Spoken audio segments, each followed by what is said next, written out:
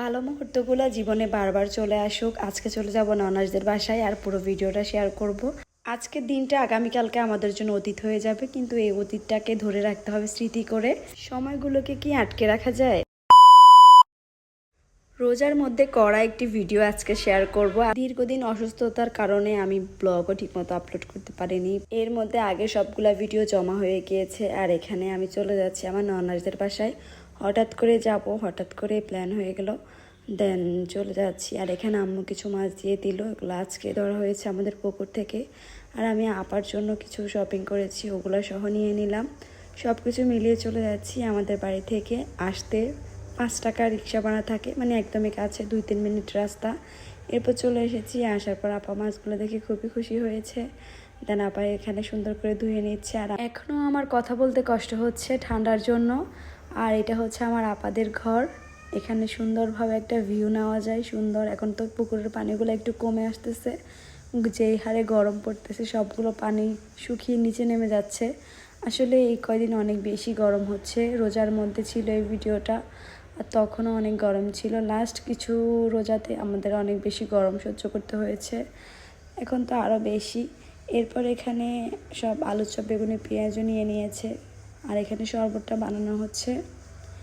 এখানে চিনি দিয়ে দেওয়া হলো। তারপর এখানে আলুর চপ, বেগুনি, পেঁয়াজ, পুর, পরিন্দা যা যা থাকে সবগুলো দিয়ে এখানে মেখে নেওয়া হবে। এর মধ্যে আনাবিয়ার জন্য আনাবিয়ার পুপি ঈদের জামা কিনে ফেলেছে, দেন ওগুলো দিয়ে দিল। অনেক সুন্দর হয়েছে, জামাটা অনেক নরম ছিল, মানে সফট। এরপর আপা এখানে নুডলসও বাজি করে নিয়েছে।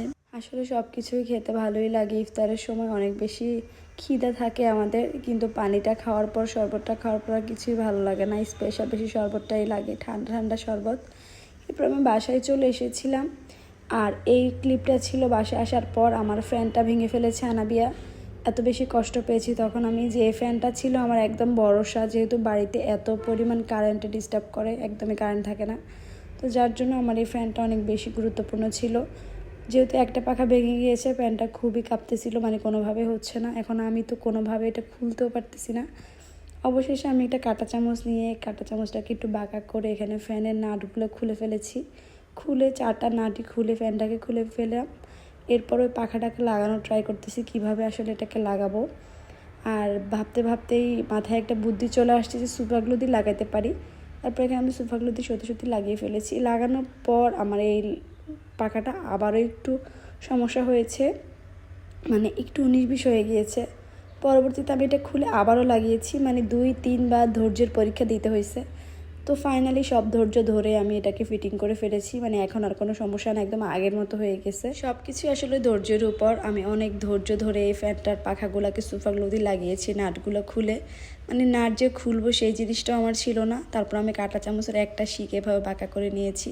তো ফাইনালি আমি কমপ্লিট করতে পেরেছি। পুরো ফ্যানটা একদম আগের মতো স্বাভাবিক হয়েছে।